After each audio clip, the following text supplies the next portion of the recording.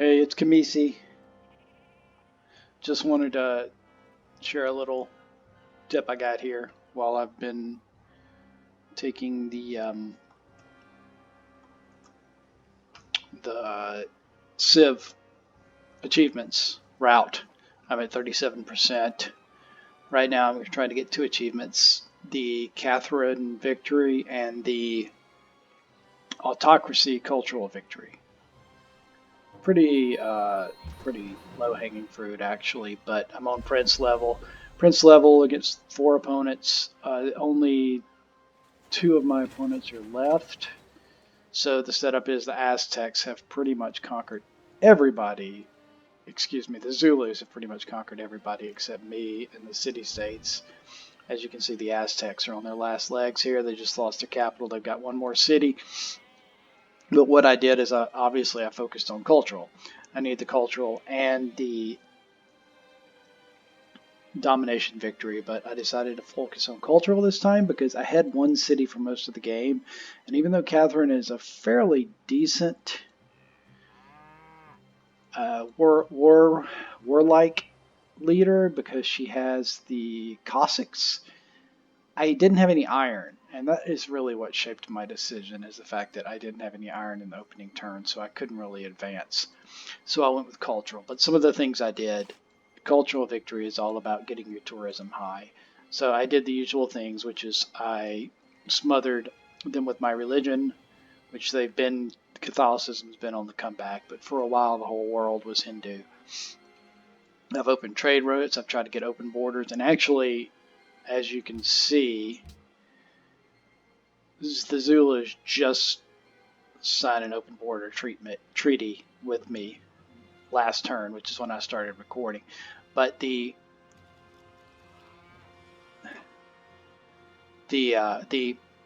excuse me, got a little distracted there. What I want you to look at here is a 50% bonus at being at war with a common foe, and that was the key to this game, because if I hadn't had that, I might have run out of time. And this is one of those little things where you can exploit some of the AI weaknesses, which is one of my favorite things in the world to do, is exploit AI weaknesses. I just absolutely adore doing that. So it's not going to be long here. I just need to keep moving so you're not stuck here forever. So basically what happened is that is in the autocracy tree. It's called Cult of Personality. It's a level 3 tenant, and it gives you 50% tourism to civilization fighting a common enemy. Now that seems fairly useless at first because it's so limited, it's so situational, but against the AI you can really make it work, because sooner or later every AI player is going to come to you and ask for your assistance in a war. And see, here's Shaka. I'm going to go ahead and take that just because it doesn't matter at this point. Just because the better way. See, he's about to wipe. So that's about to end because he's about to wipe this guy out and we'll no longer be at war with him. But I'm milking it for everything I've got, and I've gotten a good. I've probably gotten a couple thousand tourism out of it, just from the 50% bonus, just going for 10 or 15 turns, maybe closer to 1,000. But it's been huge because I probably have enough time to have done it without it. I got 88 turns, but you never know, because the thing about it is, once he conquers the Aztecs, he's going to declare war on me, obviously, because I'll be the only one left, and have a technological advantage over him, but he's got a lot of troops. I would hate to try to fight this guy, even at this point in the game. So right now, as you see the World Congress, and I could win. I mean, look at all the votes I got. I could easily win a diplomatic victory, but I don't need a diplomatic victory. I need a cultural victory. So this has been a really good cultural game too. I've gotten nearly every wonder. Let me just scroll through the wonders I've got here. You can just see that I've gotten just the most massive amount of wonders that I've ever had, and I've just focused completely. I got the wonders at first, which is kind of weird because Catherine isn't really a wonder-getting She's not doesn't have any World Wonder advantages, but I did get Marvel in Moscow. Moscow's a huge city. It's got a lot of resources. It just all kind of worked out. And I only had 4 opponents, so I wasn't competing with a whole lot of people, but I got like 10 of the first 12 wonders, which I don't think has ever happened in this version of Civ before. This is my first time. I think maybe when I played the Egyptians, I did something like that, but they just have so many kingdoms. So there we go. So that's it for the Aztecs. And so there's just 2 of us now. So basically, I'm just trying to overcome these guys. And as you can see, I will win in 7 turns, provided he doesn't beat me by then, which he won't. I have enough strength. I mean, I've got 107. I've got fighters and bombers everywhere. So I'm just going to keep clicking through here. Culture victory threat. See, that's an interesting thing because there's only 2 of us left, so it's telling me he only has to overcome 1 person, which is me. But fortunately for me, he is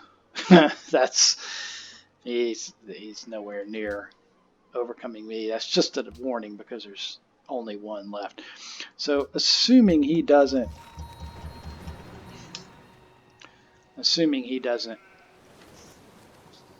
conquer me in these 6 turns.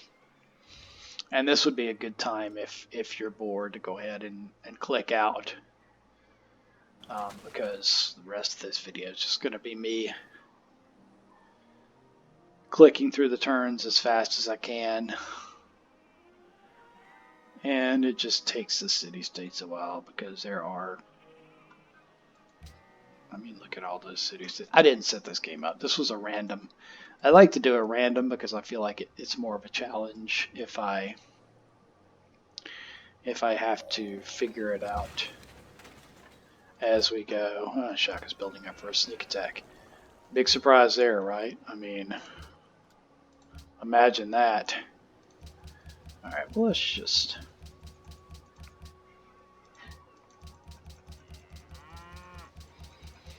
I mean, just see the...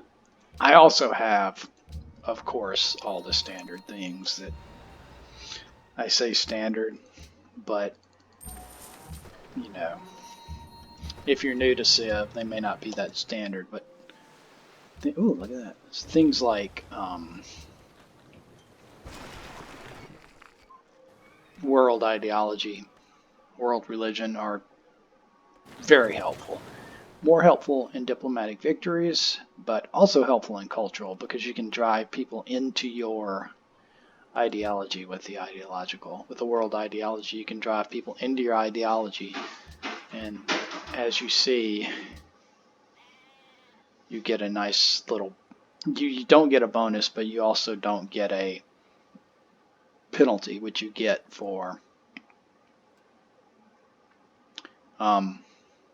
not having the same ideology. So yeah, I made his people revolt, basically, against him and change ideologies. He did not want to do that, and I don't care. We'll embargo them, whatever. Just to let... I had I had a bunch of different